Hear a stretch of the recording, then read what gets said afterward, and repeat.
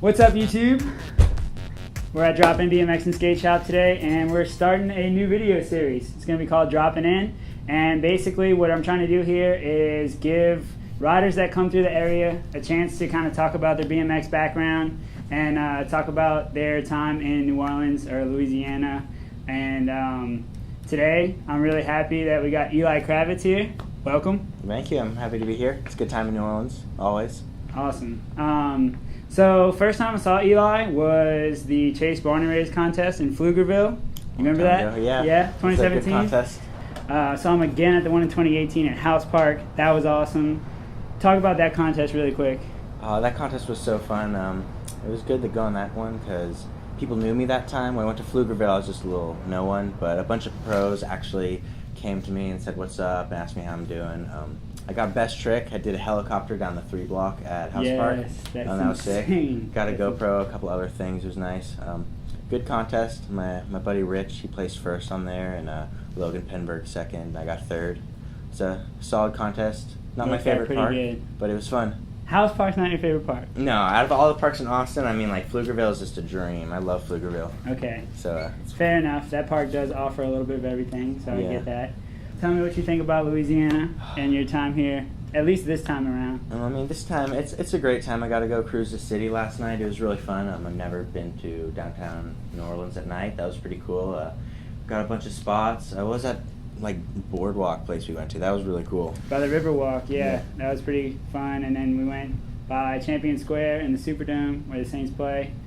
That was... Superdome spot was cool. I hope to go back there in the daylight, get some more clips. Without an iPhone lens. We had like 5 iPhone lights just hovering over it, trying to get a clip. Yeah, we were trying to make it work. Kind of worked. Came out a little dark, but yeah, hopefully we can get back to that one. Worked out, but always a good time in New Orleans and Louisiana.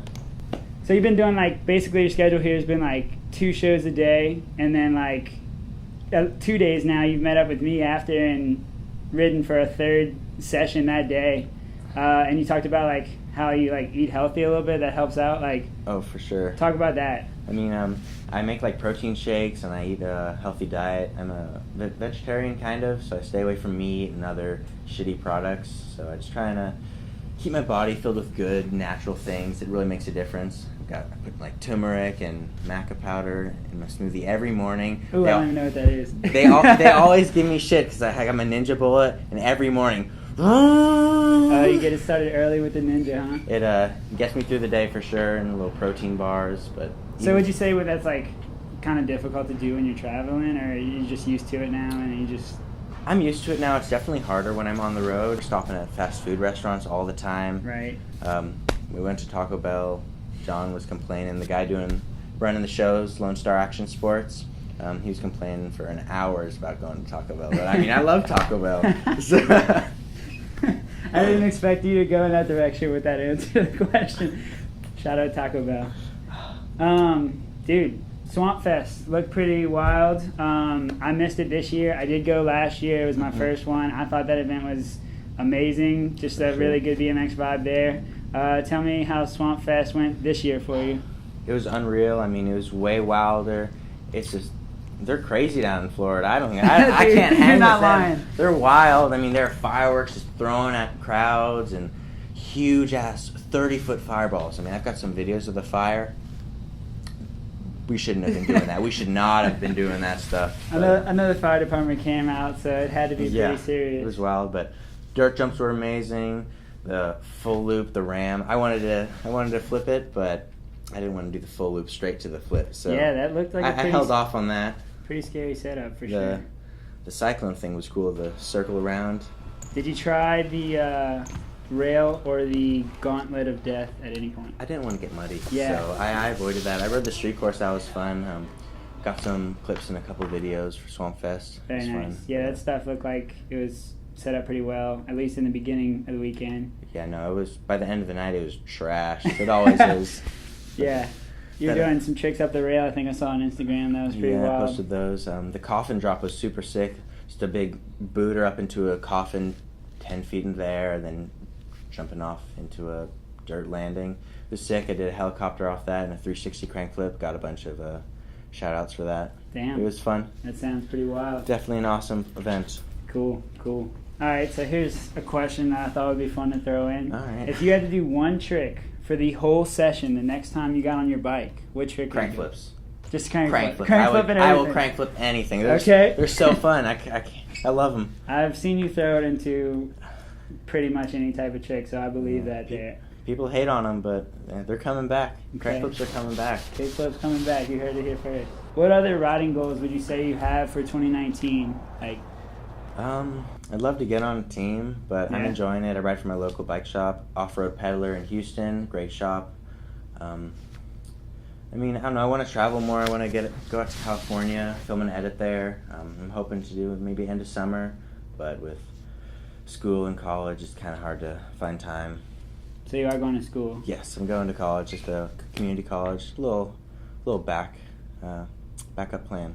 Okay. Just in case. No, that's good. And my body won't hold up forever. Yeah. I mean, hey, I went to school, so gotta handle the business. My next question: do you play video games? I do. I mean, I used to a lot, and now I don't do it too much. But also waste time on my phone. Just download some dumb app and start playing it for a couple hours. So are you time. Apex, Fortnite, any of that?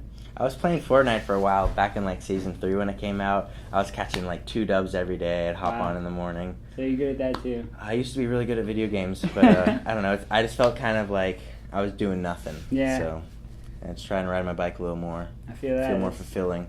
So yeah, how's the show's been going with Lone Star? And how long have you been doing that? I've been doing it for about 2 years, on and off. John Shaw, he'll give me a call every now and then saying, hey, I need a hand, so he'll fly me out or I'll drive down there.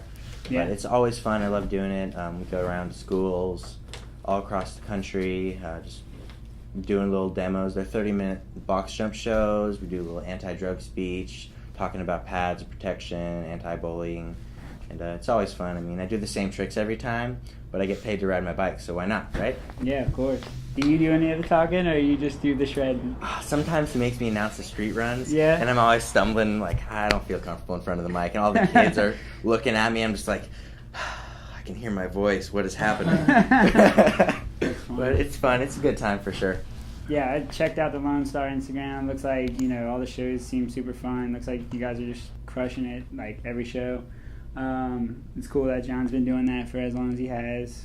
23 years he's been touring. Yeah, that's amazing.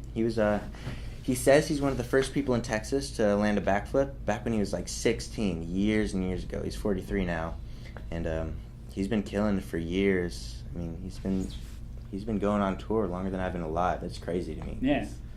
I didn't even know bikes were around back then.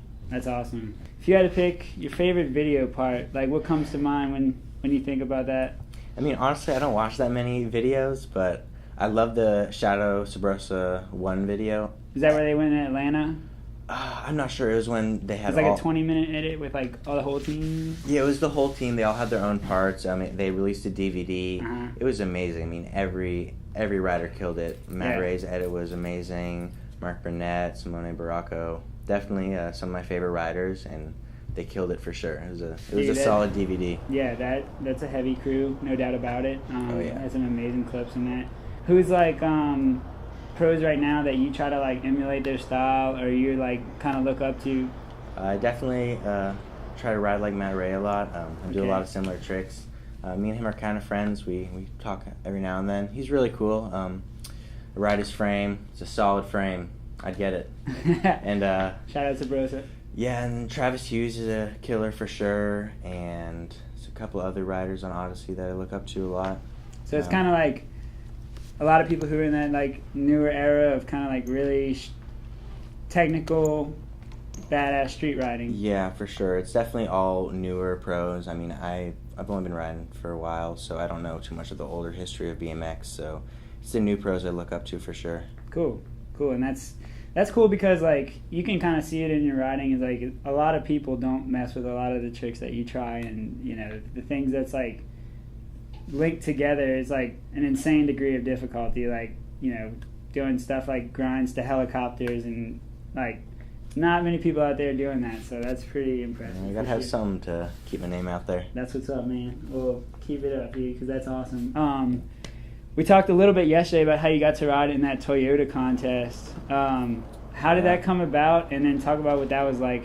I I saw they were having a street contest instead of the huge dirt jumps, and I was instantly just like, oh, I gotta go to this. We don't have any contests in my area. I want to go and meet some pros and have a good time. I went out there. It was freezing cold. It was like 40 on the first day. Hands were freezing. Wasn't it in Texas? It was in Texas. And it was 40? It was in Dallas. I think Wow. the first day was nice for qualifying. I qualified in there, and then when we had finals, we got there. It was like 40 degrees. Everyone was bundled up, hoodies up, like cinched up. It did not look like we were in Texas. I don't know about you, but like, dude, I seriously can't ride in the cold. Like, being from here, like, I'm not used to cold weather, and that makes everything so much harder. It definitely hurt. Every bar swing I did, my hands were just like, oh, don't Yeah. do that, don't do that. Yeah, definitely. Thank you for taking the Thank time to start this video series with us, and we're gonna crank out some other episodes with some more guest riders. And everybody follow at Eli Kravetz on Instagram. This dude's spitting out fire clips on a pretty much daily basis. You definitely won't be disappointed. If you're not following him already, you're late. But Appreciate it.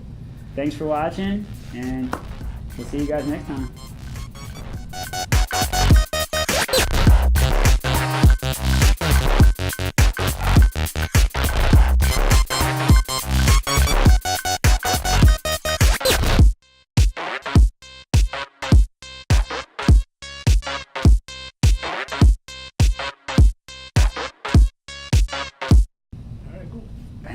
All right. I felt like that was good. That was good. I mean, could have been a lot worse. Yeah. Yeah.